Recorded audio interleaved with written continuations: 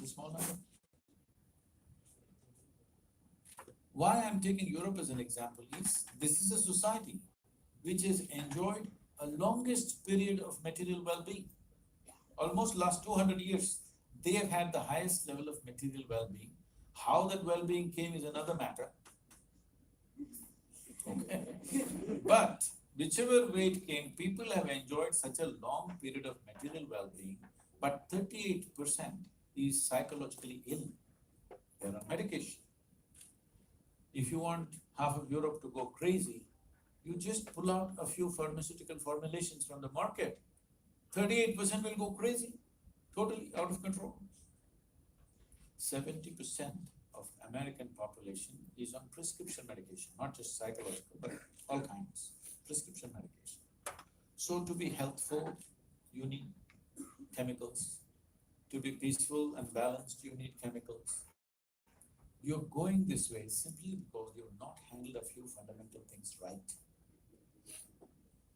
Because you're trying to adjust your inner way of being using external circumstances. To fix this, you want to fix the whole world. You can never fix it. It doesn't matter who you think you are. You cannot fix the outside situation 100% the way you want. Yes or no? Even if you're just 4 people in the family, still you can't have the outside situation just the way you want. Isn't it so? Can you? No one more human being will ever happen 100% the way you want them. Does anybody happen? No. There's only this person. This person must happen 100% your way. This one person. This person, that person didn't happen your way. That's not the problem. This one person must happen your way. If this person doesn't happen your way, you're gone. Now you become an icon or whatever you call them by manipulating the outside situations in so many ways. Fine, they may have some talent in something, they may be sports people, they may be musicians, they may be actors, they may be dancers, whatever. In some way they became that, it's fine. But it's very, very important, you must understand. When your very presence has influence over people, how you keep yourself is very important, isn't it? It's a tremendous privilege that by your very presence, people's lives are being transformed either positively or negatively. When you have such a responsibility and such a privilege that you can touch so many lives, because whatever physical activity we do, we may think on the surface many things, but actually the only thing that matters is whether our activity touches another life or not. Yes or no? Do you want to write something that nobody reads? No. Do you want to build a building that nobody wants to live in? Do you want to sing a song that nobody wants to listen to? Because the need for human being to expand and touch another life means somehow you kindle life in another person, which is important. It is because of that somebody has become an icon. When such a privilege has come to you that you can actually make things happen in another person's life through your very presence or song or dance or talk or whatever, it's extremely important that you keep yourself in such a way that you will lead to a positive result for everybody who's in touch with you. But this responsibility has not been exercised properly. And I've been active in the United States for the last almost 20 years now. So people ask me, Sadhguru, why are you coming to the United States when in India, there's so much support for you. You had to come here, like almost from ABC, you have to build everything, the foundation there. Now it's become big, of course, but at that time they were asking me this question. See, I said, for some reason, for whatever reason, there are many aspects. The United States has acquired a leadership position. It's become iconic in its own way.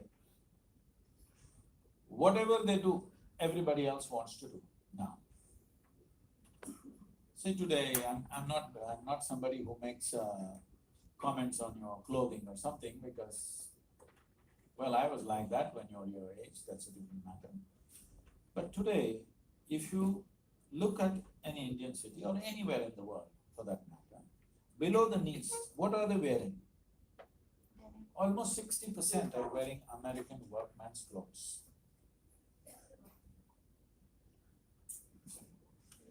And Americans' workman's clothes, because he wore the same thing. It happened to us also, because we were riding motorcycles all the time, the seat became, torn, we put leather patches there, here it wore out, here we put, because getting a new one was difficult at that time. Even if you have money, you can't get it anywhere. But today everybody is tearing it. Brand new pens, they're tearing it, or they're buying it torn, or it's worse. So that's a different matter. But the thing is, whatever they wear, everybody wants to wear. Whatever they eat or drink, everybody wants to eat and drink. Well, India has phenomenal amount of cuisine, all right? No other culture has the variety of cuisine that India has. If you want to experience this, you must come south. North is become all little, there's one kind of masala everywhere. But now you want to eat a burger. This was made for a hippopotamus. What do you eat like? In front of my grandmother or grandfather, you opened your mouth like this to eat, they'll say, shut up. Isn't the way to eat for a human being? They'll say you're eating like an animal. But that's become our way. Because why? Because the Americans are doing it. Well, even a kindergarten child knows this body needs oxygen. You also know, right? Even though you're a journalist, you still know.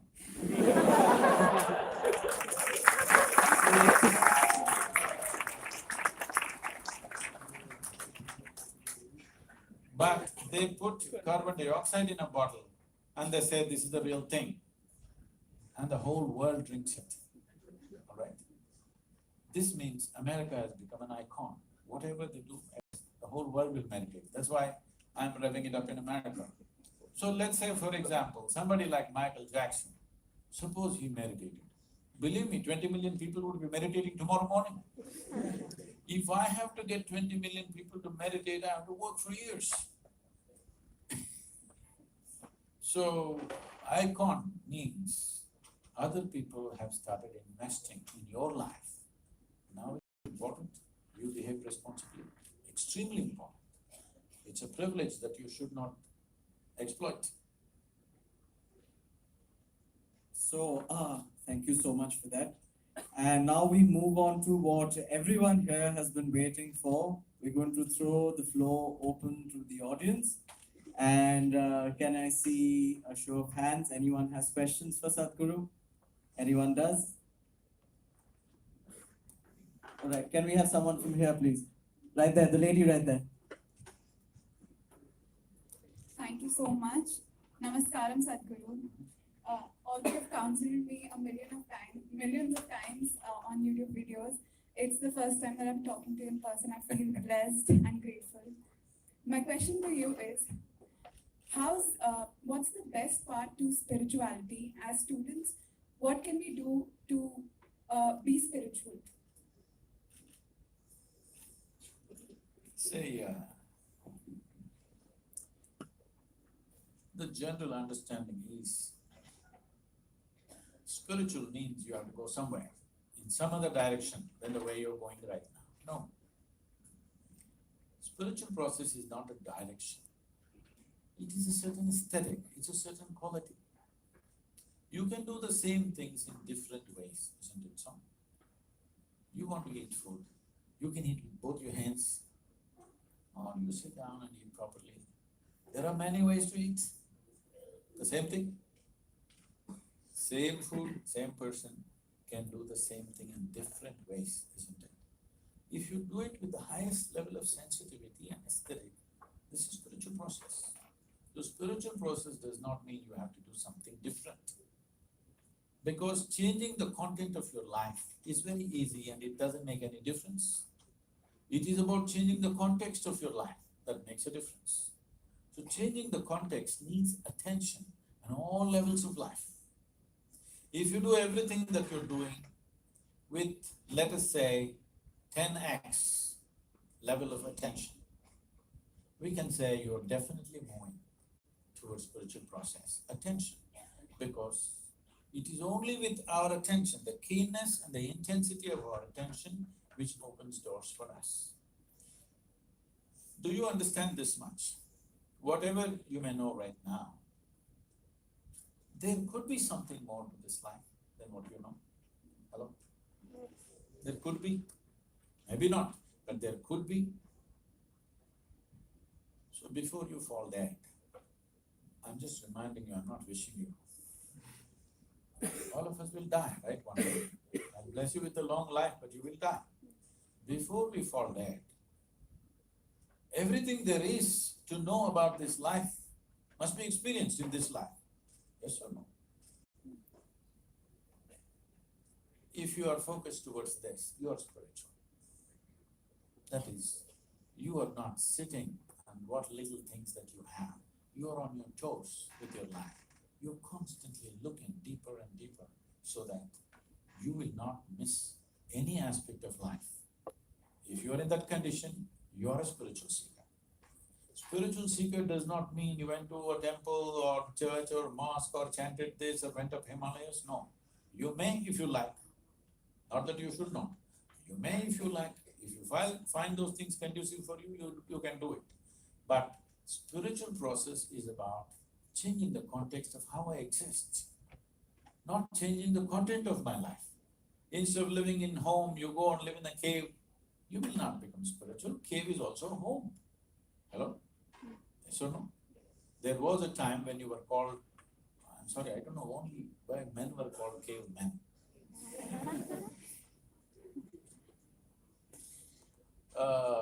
Cave was the home. When cavemen existed, cave was the home, isn't it? Cave was not a spiritual cocoon.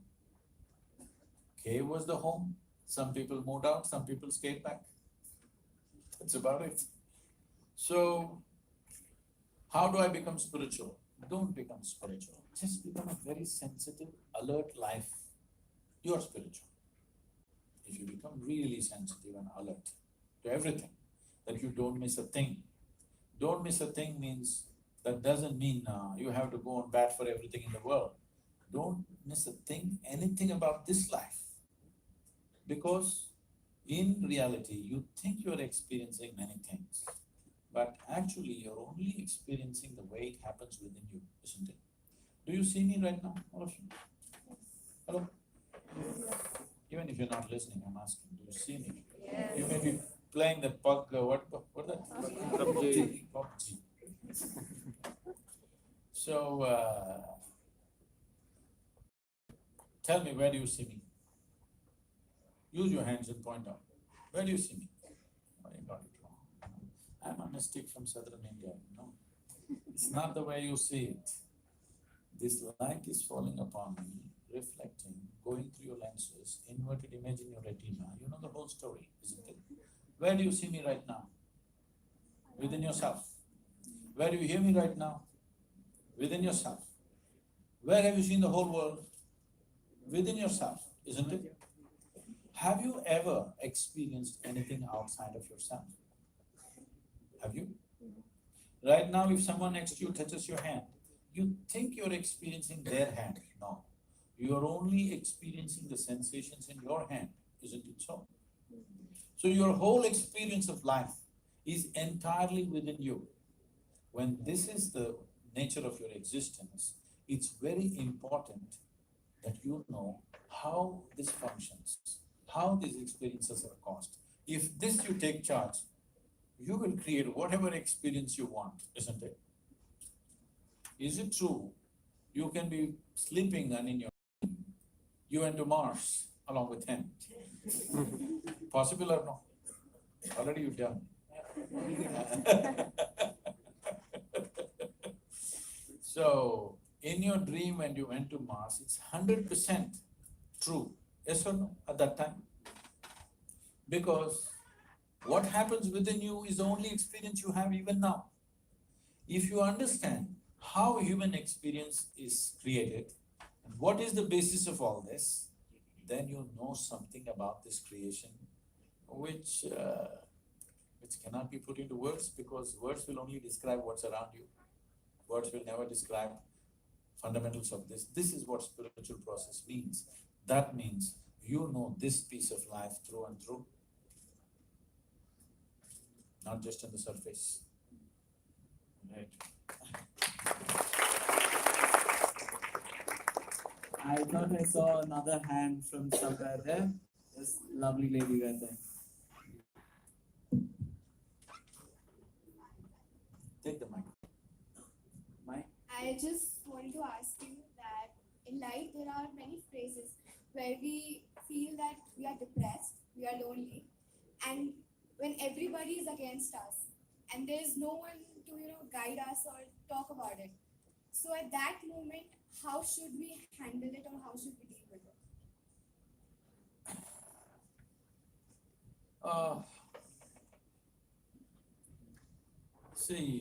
This is an unfortunate condition that a whole lot of human beings are in their experience. In their personal experience, life is like me versus the universe. Being in competition with the universe is a stupid thing to do. That's not a competition you must get into. Hello? Hello? Yes. Me versus the universe is a bad competition to get into.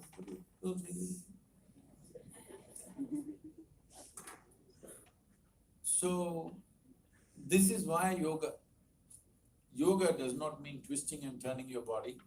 The word yoga means union. Right now it's me versus the universe. This is just your psychological condition. This is not the reality. Even when you feel utterly lonely, are you still breathing? So you're transacting with the world, isn't it? Yes? You only can't get along with the people around you, but the atmosphere is okay with you. Food is okay, if it tastes good. Water is okay. You have transaction with the world, isn't it? Your existence is constantly an engagement with the universe, but your mind becomes against the universe. If you create a psychological condition that you're against or you're in competition with the universe or the cosmos, obviously you will feel crushed for small things. Little things will crush you. When I say little things, maybe you failed your examination, maybe you got thrown out of this university, maybe you got fired from a job, maybe somebody ditched you, maybe something else like this happened. These are all small things between life and death, because you don't because you came here with nothing, isn't it? When you die, there is no container service for you. You die with nothing. In spite of that, most people have turned their homes into warehouses. Most people are carrying such a huge baggage on their head, as if they are carrying the whole universe on their head. This is their own psychological condition. Your thought and emotion is what you're talking about, right? When are you going to figure out how to handle your thought and emotion? Not hers, not hers, not his, yours. When are you going to learn how to handle my thought and my emotion? At the end of your life? Hello? At the end of your life? Sooner the better? Yes or no? Can I tell you a joke? It's a serious matter. The biggest problem, the only problem really with life is just this. Most human beings have taken themselves too seriously. They don't understand. You've seen on the computer screen these pop-ups? You are a pop-up on this planet. You pop up for 2 seconds and pop up. No, you must see, countless number of people like you and me have walked this planet. They were also big people. Where are they? All topsoil? Topsoil or no? Unless somebody, your friends decide to bury you real deep, fearing that you may rise from the dead. There have been such instances. So when are you going to handle your fear, your insecurity, your anger, your depression, your anxiety? When are you going to deal with them? At the end of your life? Or maybe you're planning to go to heaven. Hello?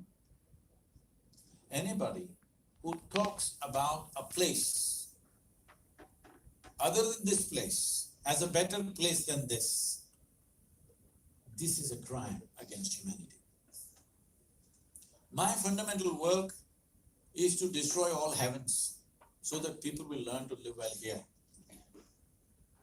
All these idiots who made a hell out of themselves, they want to go to heaven. They made a mess out of this place and then they want to go to heaven. I'm asking you, do you have any proof? Do you have any proof that you are not already in heaven and messing it up? Do you have any proof?